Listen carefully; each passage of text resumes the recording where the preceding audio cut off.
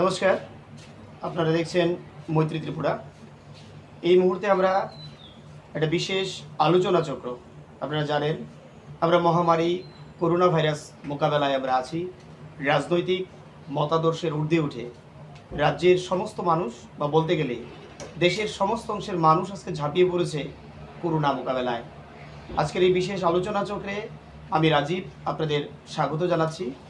আমাদের সাথে আছেন রাজ্য বিধানসভার সরকারি পক্ষের মুখ্য সচেতক তথা আমাদের মাননীয় বিধায়িকা কল্যাণী রায় মহোদয়া। কল্যাণী দেবী, আপনাকে মৈত্রীর পর্দায় স্বাগত। নমস্কার আপনাকে, নমস্কার তেলিয়ামুড়ার সমস্ত মানুষকে। বড়দের আমার প্রণাম, ছোটদের এবং সমবয়সীদের অনেক অনেক ভালোবাসা এবং নতুন বাংলা বৎসরের অনেক অনেক শুভেচ্ছা। আপনি তেলিয়ামুড়ার ঘরে ঘরে পৌঁছে গেছেন। তেলিয়ামুড়ার প্রতিটা মানুষ প্রতিটা বিপদে আপদে সমস্যায় এখন আপনাকে কাছে পাচ্ছে। এটা আমাদের গর্ব, যারা আমাদের দেখছেন দর্শকরা আপনাকে প্রতি মুহূর্তে পাচ্ছে। তাই তেলিয়ামুড়ার মানুষের প্রতিনিধি হিসেবে আজকের আমাদের যে আলোচনা চক্রটা, আমি আপনাকে দিদি সম্বোধন করি আমার আলোচনাটা। নিশ্চয়ই দেখুন, 2018 সালের মার্চ মাসে নির্বাচিত হওয়ার পর নির্বাচনের প্রাককালে প্রত্যেকটি প্রার্থী যারা ভোট যুদ্ধের লড়াইয়ে অবতীর্ণ হন প্রত্যেকেই জনসম্পর্কে যান এবং ভারতীয় জনতা পার্টির একজন ক্যান্ডিডেট হিসাবে আমিও মানুষের ঘরে ঘরে যতদূর পেরেছি যাওয়ার চেষ্টা করেছি। মানুষ, তেলিয়ামুড়ার মানুষ আমাকে দুহাত তুলে আশীর্বাদ করেছেন এবং আজকে 2.5 বছর হলো আমি চেষ্টা করছি প্রত্যেকটি মানুষ যে যখন যেখানে ডাকে তার পাশে সাড়া দিয়ে তাদের পাশে থাকার। কারণ যে আশীর্বাদ তারা আমাকে করেছেন, জনপ্রতিনিধি আমাকে বানিয়েছেন, এত বড় মহান দায়িত্ব আমাকে দিয়েছেন। আজকে তেলিয়ামুড়া নয় শুধু, ত্রিপুরা রাজ্য নয় শুধু, রাজ্যের বাইরে গিয়েও পদমর্যাদায় যে সম্মান, এই সম্মান আমি তেলিয়ামুড়ার জনসাধারণকে উৎসর্গ করেছি। কারণ মানুষ সেদিন রাত্রি পর্যন্ত দাঁড়িয়ে যেভাবে ভোট দিয়েছিলেন এবং 7,500-এরও বেশি ভোটে আমি লিড দিয়েছিলাম, সেটা আমার কোনো ব্যক্তিগত কৃতিত্ব নয়, সেটা তেলিয়ামুড়ার মানুষের সমষ্টির কৃতিত্ব। তাই আজকের আমার এই সম্মান, আমার প্রাপ্তি আমি তেলিয়ামুড়ার মানুষকে দিতে চাই আর ভারতীয় জনতা পার্টিকে দিতে চাই। যারা ভারতীয় জনতা পার্টি যেভাবে ত্রিপুরা রাজ্যে একটা 25 বছরের সরকারকে উৎখাত করে মানুষ উৎখাত করেছে, মানুষ ভোট দিয়েছে, সেটা ভারতীয় জনতা পার্টি সেই জায়গায় যেতে পেরেছিল, মানুষের মনের দরজায় কড়া নাড়তে পেরেছিল, মানুষ সরকার পরিবর্তন করেছে। তার জন্য আমি সবসময় আমার কৃতজ্ঞতা আমি তেলিয়ামুড়ার বাসীদেরকে জানাই। আপনি আমাদের এই কথা বলার একেবারে শুরুতেই আপনি বলছিলেন বাংলা নববর্ষের কথা। তো অন্যান্য বছর আমাদের নববর্ষের যে উন্মাদনা থাকে, নিশ্চিতভাবে এবার কোভিড-19-এর কারণে, করোনা ভাইরাসের কারণে ম্লান হয়েছে। বা আপনার এই আমাদের গড়িয়া পূজা, এই সবটাই যদি দেখেন সবটাই ম্লান হয়ে গেছে। তো এই দৃষ্টিকোণ থেকে আপনি কি বলতে চাইবেন এই বিষয়ে? দেখুন,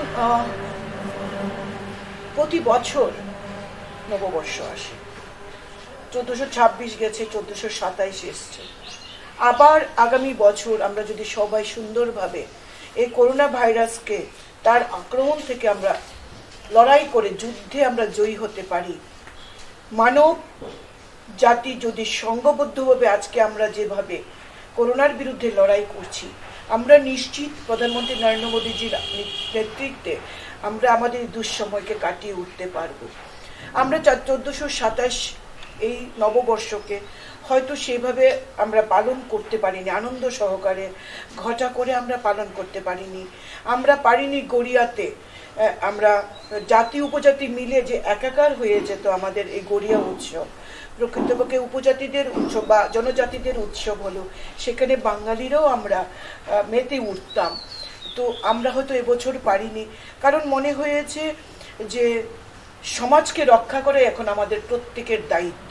করোনাকে আমরা অতিক্রম করতেই হবে, আমাদের লড়াইকে জিততেই হবে। তার জন্য আমরা সামাজিক দূরত্ব বজায় রেখে আমরা বেশিরভাগ ঘরেই রয়েছি এবং মানুষদেরও আমরা আহ্বান করেছি যে ঘরে থাকুন, সেফ থাকুন, সুরক্ষিত থাকুন।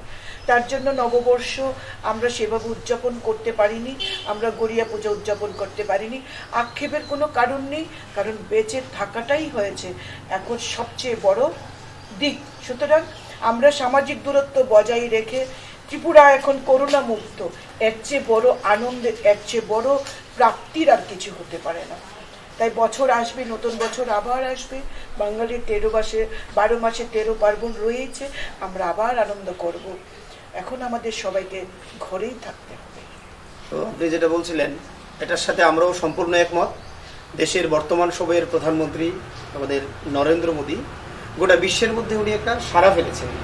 তো আমি যদি করোনা সংক্রান্ত বিষয় যদি একটু আলোচনায় যাই, সেই প্রথম জনতা কারফিউ, তারপর আপনার প্রথম পর্বের লকডাউন আমরা অতিক্রম করেছি এবং এই লকডাউনের সফল আজকে আমাদের গোটা দেশ লাভ করেছে। গোটা পৃথিবীর মধ্যে আজকে করোনার গ্রাফের দিকে আমাদের ভারতের স্থানটা অনেকটা নিচের দিকে।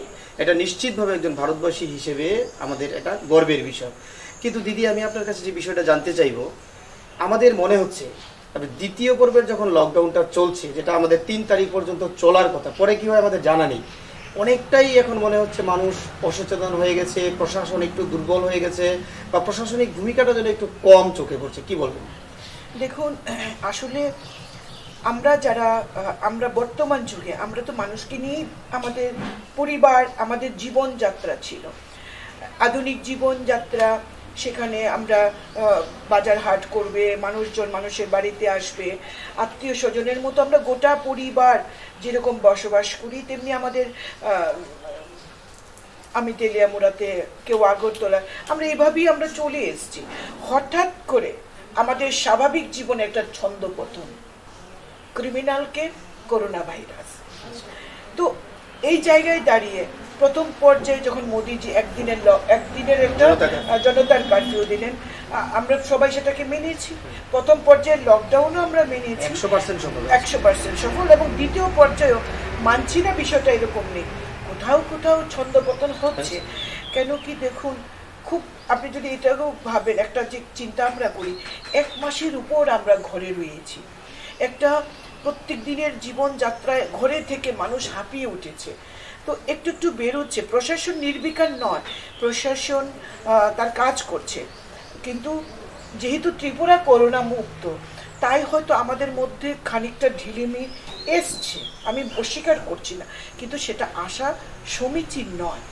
আপনাদের চ্যানেলের মাধ্যমে আমার সকলের কাছে আবেদন থাকবে যে প্রাথমিক পর্যায়ে বর্তমানে দেশ কিন্তু করোনা ভাইরাসের মানে মাঝারি স্টেজে আমরা রয়েছি। এই অবস্থাতে আমাদের সামনের দিনগুলি আরও কঠিন পরিস্থিতি আমাদের সামনে আসছে। তাই আমাদেরকে কিন্তু ঘরেই থাকতে হবে এবং সামাজিক দূরত্ব বজায় রাখতে হবে। আগে বলেছিল 1 মিটার, এখন কিন্তু সেটা আরও বাড়ানো হয়েছে। তো সুতরাং আমাদের এটা বজায় রাখতে হবে। কিন্তু এইভাবে ঘরে বসে লকডাউন করে দেশের অর্থনীতি, রাজ্যের অর্থনীতিতে অনেকটাই ভাটা পড়েছে। পাশাপাশি ক্ষুদ্র ব্যবসায়ী, শ্রমজীবী মানুষ, তাদের জীবনযাত্রা একটু কষ্টসাধ্য হয়ে পড়েছে। তো রাজ্যের অর্থনীতির কথা চিন্তা করে, দেশের অর্থনীতির কথা চিন্তা করে কিছু কিছু ক্ষেত্রে ছাড় দিয়েছেন দেশের প্রধানমন্ত্রী, ছাড় দিয়েছেন দেশের স্বরাষ্ট্র দপ্তর, এবং সেটাকে মান্যতা দিয়ে রাজ্যের মাননীয় মুখ্যমন্ত্রীও রাজ্যের অর্থনীতির কথা চিন্তা করে কিছু কিছু সেক্টরে তিনি ছাড় দিয়েছেন। দোকানপাট, ক্ষুদ্র ব্যবসায়ীরা কিভাবে খুলবে, মল খোলা যাবে না, সিনেমা হল খোলা যাবে না, কারণ যেখানে সামাজিক দূরত্ব বজায় রাখাটা কঠিন হয়ে পড়বে, কষ্টসাধ্য হয়ে পড়বে, সেই জায়গাটাতে সেখানে বিধিনিষেধ এখনও বলবৎ আছে। কিছু কিছু দোকান খোলা হয়েছে যেগুলি জরুরি ভিত্তিক, কিছু কিছু সেক্টর যেমন কৃষিকাজ সেটাকে দেওয়া হয়েছে, নির্মাণ শিল্প তাদেরকে খুলে দেওয়া হয়েছে। এরকম কিছু কিছু জরুরি পরিষেবা যেগুলি দরকার বা শ্রমজীবী মানুষের কথা চিন্তা করে সেগুলি খুলে দেওয়া হয়েছে। প্রশাসন এখনও সঠিক পদক্ষেপে কাজ করছেন এবং আমি বিশ্বাস করি আগামী দিনেও প্রশাসনকে আরও কঠোরভাবে কাজ করতে হবে। যদি কঠোর তখনই হতে হবে যদি মানুষ স্বাভাবিকভাবে এই লকডাউনকে মান্যতা না দেয়।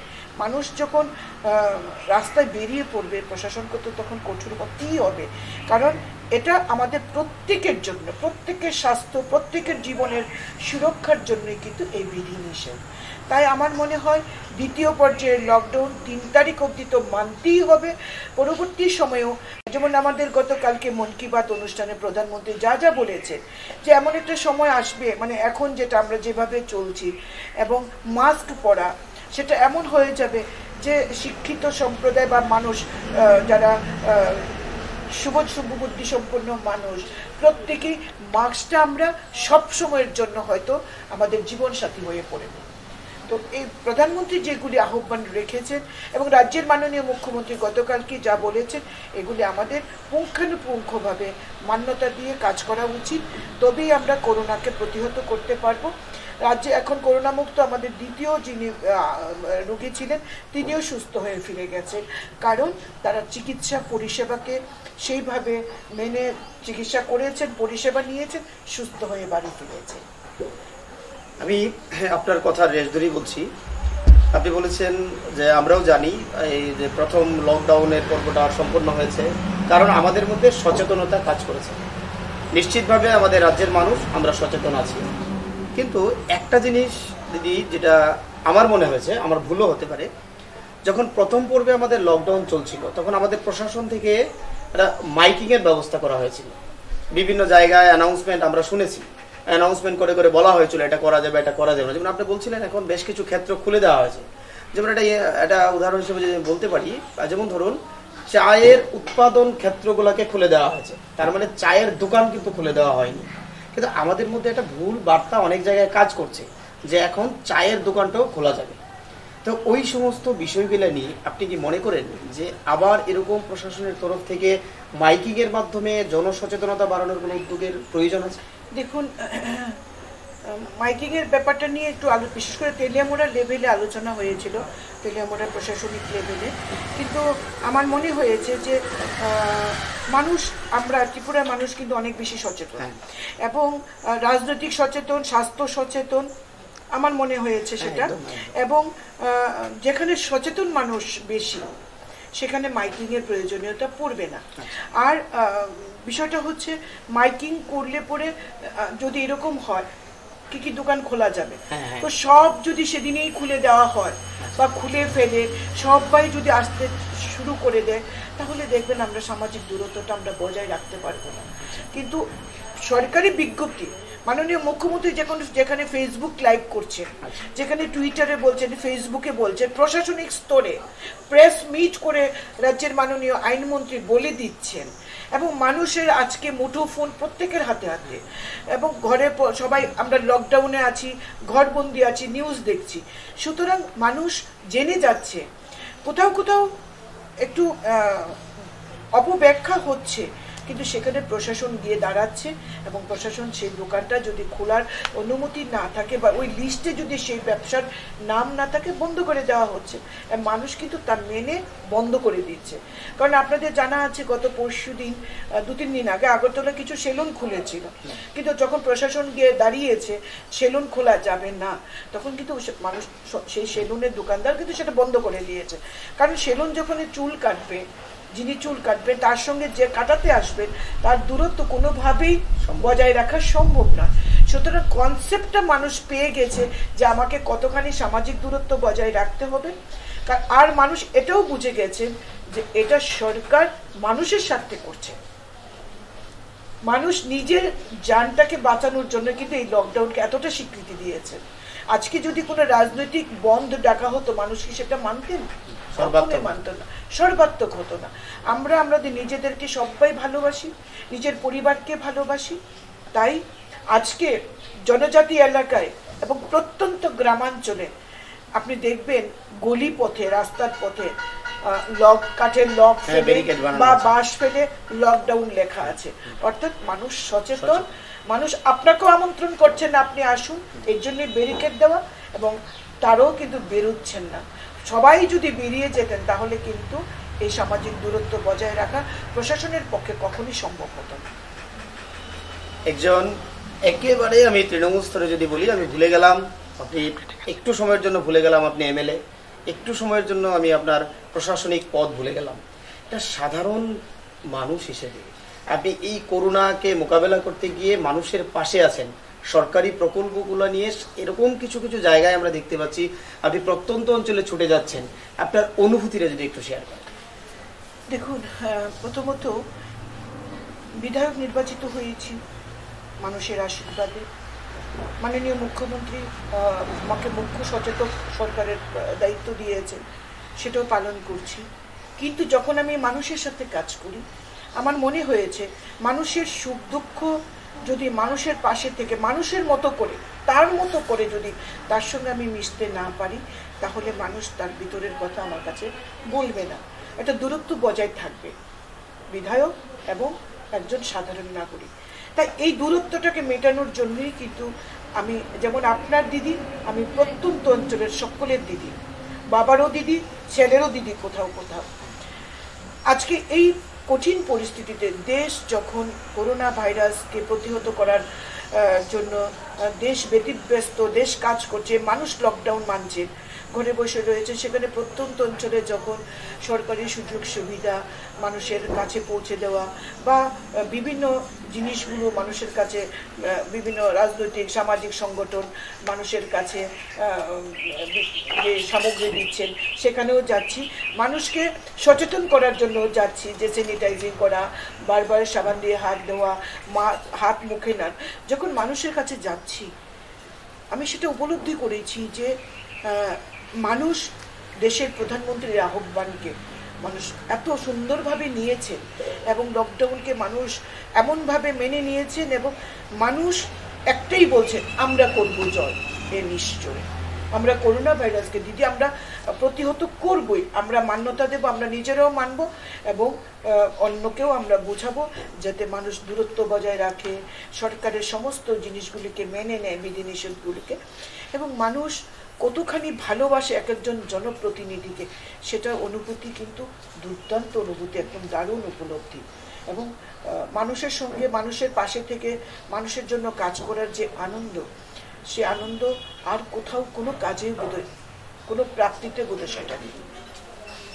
আমাদের রাজ্য সরকার এই করোনা ভাইরাস মোকাবেলায় একটা বড় অঙ্কের একটা আর্থিক প্যাকেজ ঘোষণা করেছে।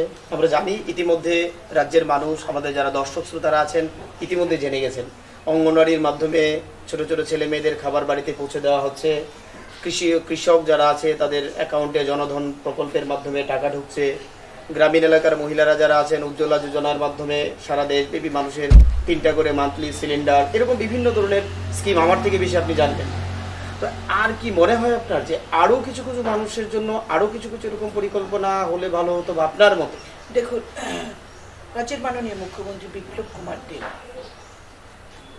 যে যে সিদ্ধান্তগুলি নিচ্ছেন, আমি আমাদের সরকার, আমাদের রাজনৈতিক দল সরকারে আছে বলে বলছি না, বা আমাদের মুখ্যমন্ত্রী বলতে, আমাদের বলতে আমি এই সরকারে যেহেতু রয়েছি সেটাই এই জন্য আমাদের বলছি, রাজ্যের মুখ্যমন্ত্রী তিনি, আমাদের দলের দলনেতা তিনি এখন সরকারে রয়েছে, তিনি প্রত্যেকদিন এমন কতগুলি বিষয় আনছেন। আমরা ভাবছি যে আমরা যেগুলি ভাবছি, ধরুন ঘরে বসে আমরা ভাবছি যে একটু মাননীয় মুখ্যমন্ত্রীকে বলবো এদের কথা ভাবতে, পরদিন দেখি বা সেদিন রাতেই হয়তো দেখি তিনি একটা লিস্ট দিয়েছেন। আপনি দেখুন কতগুলি বিষয় তিনি ভেবেছেন। প্রথমত বিপিএল পরিবার, তাদেরকে প্রথম তারা যে 2 টাকা কেজি চাল পেতেন, তাদের জন্য 5 কেজি মাথা পিছু ঘোষণা করেছেন ফ্রি। প্রথম 2 টাকা করে তারা নিয়েছে কিনে, পরবর্তী সময় আমরা কি দেখলাম ওই 2 টাকা সেটা ফিরিয়ে দিয়েছে এবং তাদের পরিবারের মাথা পিছু 5 কেজি করে ফ্রি দিয়েছে। পরবর্তী ধাপে তিনি কি চিন্তা করলেন যে আমরা তো যখন বিরোধী রাজনীতিতে ছিলাম, আমরা তখনকার সরকারের সমালোচনা করেছিলাম যে অনেক পরিবার আছে অত্যন্ত গরিব কিন্তু বিপিএল কার্ড পায়নি এবং তারা এপিএল অত্যন্ত গরিব।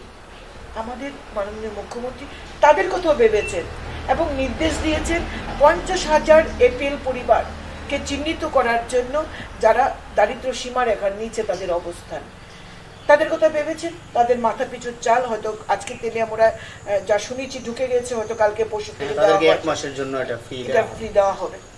তাহলে গেল বিপিএল নয় কিন্তু এপিএল ছিলেন, কিন্তু তাদেরকে এখন বিপিএল এর পরিষেবাটা দেওয়া হবে চালের ক্ষেত্রে।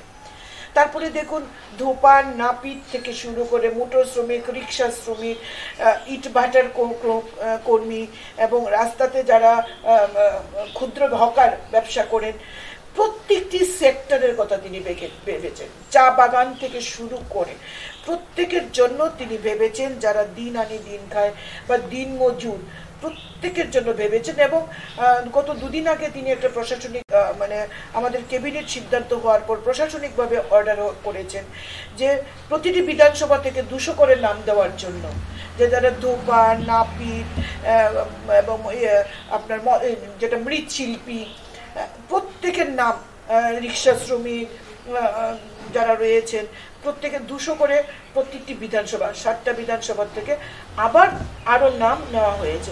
প্রত্যেকটি সেক্টরের কথা ভাবছেন তিনি। পাশাপাশি রাজ্যে যারা বাইরে গিয়ে যারা চিকিৎসায় গেছেন, কিংবা ঘুরতে গেছেন, কিংবা পড়াশোনায় গেছেন, কিংবা ইন্টারভিউর জন্য গেছিলেন, তাদের অ্যাকাউন্টেও তারা তাদের জনপ্রতিনিধি বা যার যার লেভেলে যখন যোগাযোগ করছেন, তখন আমরা সেটা প্রশাসনিকভাবে মাননীয় মুখ্যমন্ত্রী দপ্তরে যাদেরকে দিয়ে একটা কমিটি গঠন করা হয়েছে তাদের হাতে আমরা দিচ্ছি, তাদের অ্যাকাউন্টে টাকা ঢুকানো দেওয়া হচ্ছে। কলকাতার ত্রিপুরা ভবন, 4-5টা ত্রিপুরা ভবনে একটা লকডাউন পরিস্থিতিতে এবং তাদের জন্য বিনা পয়সায় থাকা খাওয়ার বন্দোবস্ত করে দেওয়া হয়েছে। গুয়াহাটিতে তাদের জন্য থাকা খাওয়ার ব্যবস্থা করে দেওয়া হয়েছে। যেখানে যেখানে মানুষ আটকে রয়েছেন সেখানকার মুখ্য সচিবের সঙ্গে আমাদের রাজ্যের মুখ্য সচিব কথা বলে তাদের থাকা খাওয়ার ব্যবস্থা করছেন। তো প্রত্যেকটি বিষয়ে যখন যেটা সামনে আসছেন রাজ্যের মাননীয় মুখ্যমন্ত্রী কিন্তু সেটা করে যাচ্ছেন। আমরা এই কঠিন পরিস্থিতিতে, আপনারা জানেন যে ত্রিপুরা রাজ্যের সোর্স অফ ইনকামটা কী এবং ত্রিপুরা রাজ্যের অর্থনীতির পরিস্থিতি কী, এটা প্রত্যেকের জানা। তারপরেও তিনি যেভাবে মানুষের পাশে দাঁড়িয়েছেন, আমরা রাজ্যের মাননীয় মুখ্যমন্ত্রীর কাছে ত্রিপুরাবাসী হিসাবে আমি গর্বিত এবং কৃতজ্ঞতা জ্ঞাপন করি। এমন তেলিয়ামুড়ার অনেকেই রয়েছেন যারা বাইরে রয়েছেন, তাদের কথাও যখন আমি জানিয়েছি, ব্যাংক অ্যাকাউন্ট দিয়েছি, তাদের অ্যাকাউন্টেও টাকা ঢোকানো হচ্ছে এবং হবে। সেই কাজগুলি কিন্তু আমাদের সরকার করে যাচ্ছেন। সিএম রিলিফ ফান্ডে যা টাকা এখন জমা হচ্ছে, মানুষ স্বতঃস্ফূর্তভাবে দান করছে। আমাদের তেলিয়ামুড়ার অনেক মানুষ এখানে স্বতঃস্ফূর্তভাবে দান করেছেন। আমাদের যা ধারণা রেকর্ড পরিমাণের টাকা এখানে জমা হবে। তো এই নিয়ে যারা দান করছে, স্বতঃস্ফূর্তভাবে এগিয়ে আসছে, তাদের উদ্দেশ্যে কি বলতে চাই? দেখুন, সমাজে এখনো ভালো মানুষ রয়েছেন বলেই সমাজ কিন্তু সুন্দরভাবে চলছে। মানব ধর্ম কতখানি সুন্দর এবং এখনও যে মানব ধর্ম বেঁচে রয়েছে এবং সেবাই যে পরম ধর্ম, সেটা ত্রিপুরা রাজ্যের মানুষ বর্তমানে বুঝিয়ে দিয়েছেন। প্রত্যেকটি মানুষ, মানে যাদের একটু আর্থিক ক্ষমতা রয়েছে, তারা সিএম রিলিফ ফান্ডে দিচ্ছেন। তারা 100 জন 200 জন মানুষকে, গরিব মানুষকে খাওয়ার ব্যবস্থা করছেন। বিভিন্ন রাজনৈতিক সংগঠন, সামাজিক সংগঠন, বিভিন্ন cooperative society, self help group, প্রত্যেকে যে যার মতো করে, যার যতদূর ক্ষমতা সেই অনুযায়ী সিএম রিলিফ ফান্ডও দিচ্ছেন। আবার যার যার এলাকায় 100, 200, 500 রেগুলার মানুষকে খাদ্য সামগ্রী তুলে দিচ্ছেন। তাদের উদ্দেশ্যে শুধু একটা কথাই বলবো যে মহৎ আপনাদের চিন্তাভাবনা, মহান আদর্শ নিয়ে আপনারা মানব সেবায় নিয়োজিত হয়েছেন। মুখ্যমন্ত্রীকে আপনারা দিচ্ছেন বলেই তিনি দুহাত ভরে মানুষের জন্য করার সুযোগ পেয়েছেন। প্রায় 8 কোটি টাকারও বেশি টাকা সিএম রিলিফ ফান্ডে জমা পড়েছে, আমরা গতকালকে দেখেছি। এবং মাননীয় মুখ্যমন্ত্রী আমাদের মাধ্যমে যে সমস্ত চেকগুলি গেছে, সেখানে মাননীয় মুখ্যমন্ত্রী আমরা একটা তালিকা করে তার ফোন নাম্বার দিয়ে মাননীয় মুখ্যমন্ত্রীর অফিসে দিচ্ছি।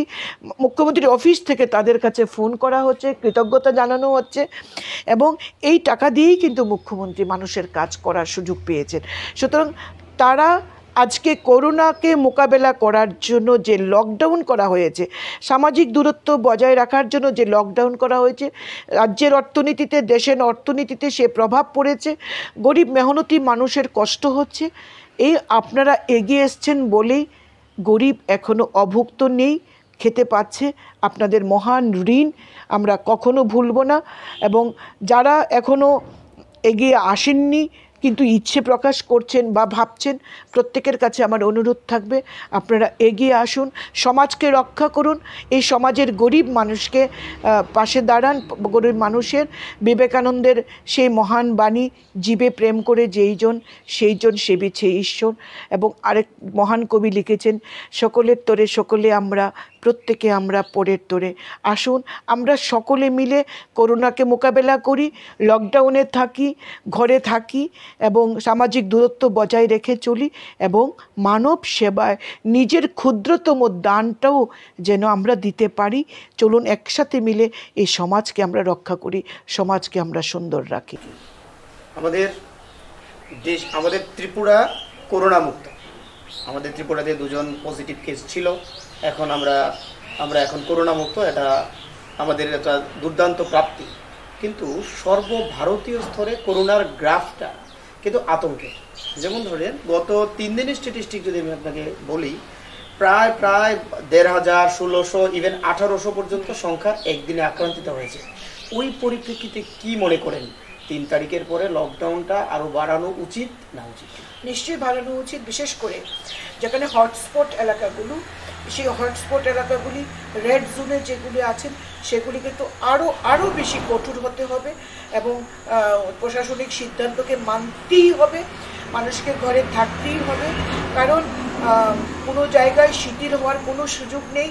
কারণ একটা রাজ্যে যখন শিথিল হবে, পাশাপাশি মানে হটস্পট এরিয়ার কথা বলছি, সেখানে ওই স্টেট যদি শিথিল করে তাহলে আতঙ্ক আরও বাড়বে, আক্রান্তের সংখ্যা আরও বাড়বে এবং কোনো না কোনোভাবে, কারণ এই ভাইরাস এখন যেহেতু অদৃশ্য, তার গতি প্রকৃতি বিজ্ঞানীরাও এখনও বুঝতে পারেননি, এখনও প্রতিষেধক আবিষ্কার হয়নি।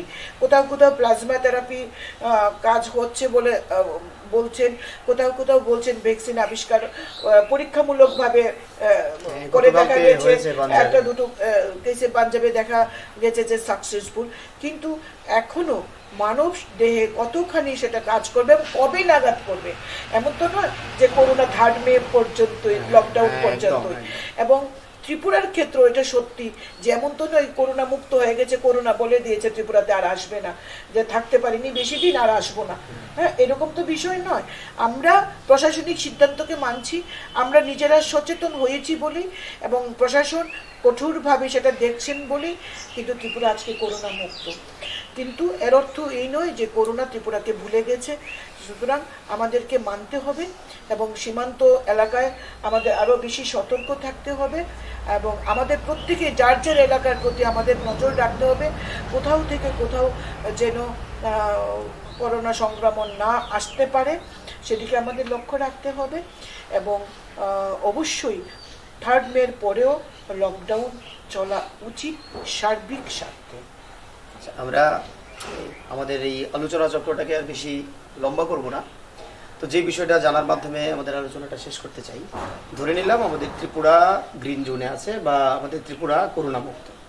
এখানটায় যদি আমরা 3 তারিখের পরে আমাদের যাবতীয় বিধিনিষেধ মোটামুটি যদি বা 50% যদি উঠে যায়, কি মনে করছেন যে গ্রামীণ এলাকায় যে মানুষগুলো আছে বা একেবারে আপনি একটু আগে বলছিলেন হাতে মুঠোফোন আছে বা সোশ্যাল মিডিয়ার সাথে, ধরে নিলাম আমাদের ত্রিপুরা গ্রিন জোনে আছে বা আমাদের ত্রিপুরা করোনা মুক্ত।